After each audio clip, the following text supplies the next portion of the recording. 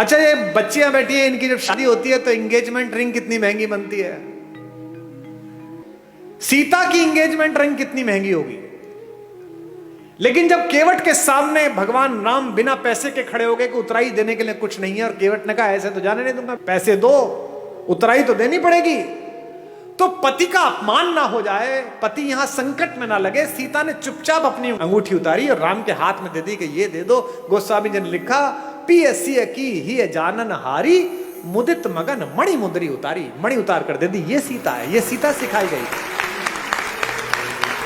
ये सीता घर घर में सिखाई गई थी। इसीलिए हमारी माएं, हमारी नानियां, हमारी दादियां कम में काम चला लेती थी।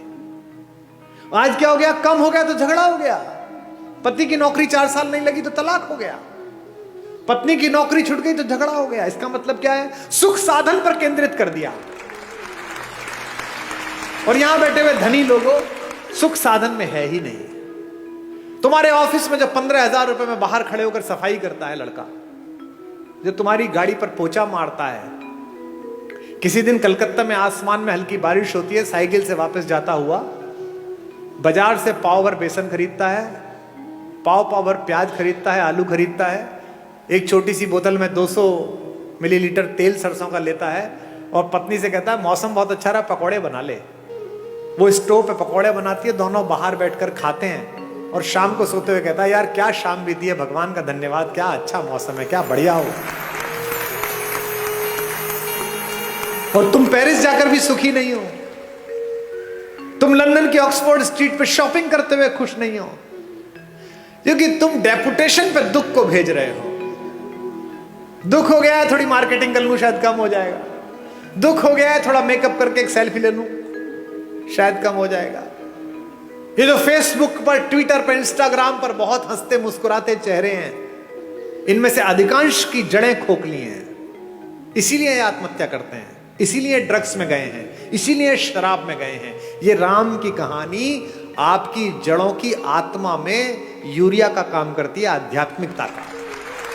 ये आपको मजबूत करती है, एक भाई की तरह, एक पति की तरह, एक पुत्र की तरह, एक नागरिक की तरह। भाई भाई के संबंध, भाई बहन के संबंध। अब 2 बहनें हैं इसमें, इस कहानी में। भाई बहन का संबंध ठीक ना हो तो गड़बड़ हो सकती है। एक बहन है शूर्पणखा, जिसको अपने बदले की चिंता है, भाई के नाश हो जाने की चिंता नहीं है। मेरा बदला पूरा हो जाए बस।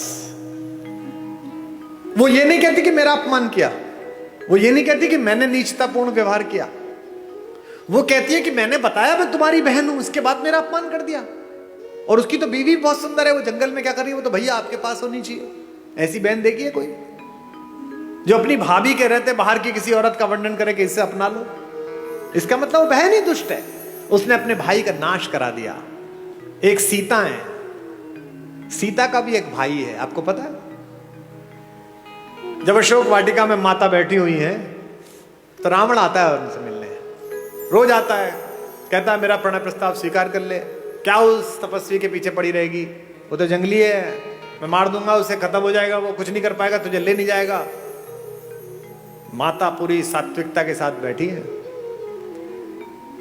एक दिन कहता है कि देख मेरी बात मान ले, अन्यथा मैं बलपूर्वक तुझे उठा लूंगा यहां से। तो वो जिस चटाई पर बैठी हैं, उस चटाई का एक तिनका तोड़ती हैं और तिनका तोड़कर अपने रावण के बीच रख देती हैं और कहती हैं कि तू कैसी मूर्खतापूर्ण बात करता है रे, कि तू मुझे छू लेगा? ये तिनका रखा है, इसे पार करके दिखा दे, तेरे में औकात है तो। एक वैज्ञानिक सोच वाली युवती ने मुझसे पूछा कि क्या कुमार विश्वास जी आप भी कैसी पोंगा पंडितों वाली मूर्खतापूर्ण बातों की समर्थन करते हो? जो कैलाश पर्वत को उठा लेता हो तो तिनका नहीं उठा पाएगा। ऐसा क्या सीता में मनोबल आ गया तिनके को देख? अब मैं जो बात कह रहा हूं उसको बहनें सुने। एक लड़की अपने पति के साथ भी इतना सुरक्षित अनुभव नहीं करती इतना भाई के साथ करती है।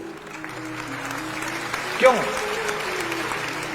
सीता भूमि से पैदा हुई है, सीता का नाम है भूमिजा, और तिनका भूमि से पैदा हुआ है। संस्कृत में उसे कहते हैं भूमिज, वो तिनका नहीं है। वो सीता का भाई है।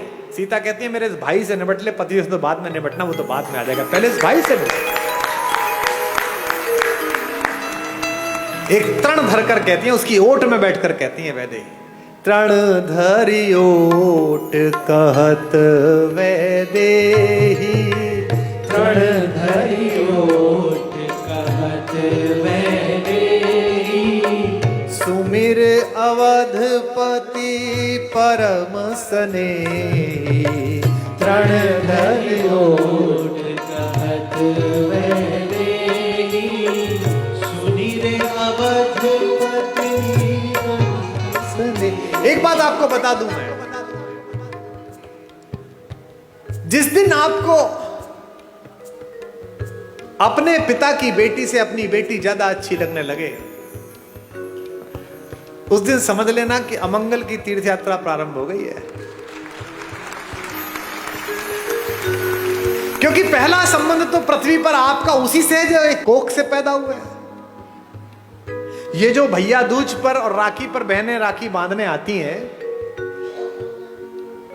हम क्या समझते हैं कि ये एक त्योहार मनाने आती है? नहीं, ये उस भाई में अपने माता पिता का मंगल ढूंढती हैं।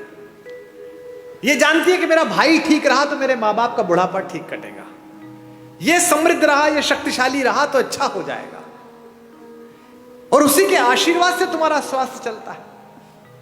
इसीलिए उस तिनके की ओट पर बैठी हुई सीता जानती है कि जब तक ये तिनका है, जब तक ये मेरा भाई है, चाहे कैसा भी हो,